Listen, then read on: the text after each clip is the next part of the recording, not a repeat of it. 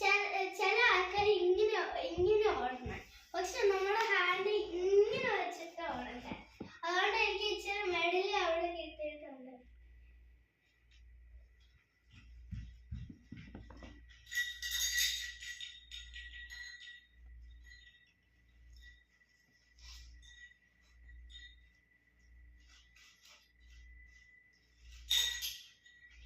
എനിക്ക് 2 മെഡലാണ് കിട്ടിയത്, ഗോൾഡനും പിന്നെ സിൽവറും.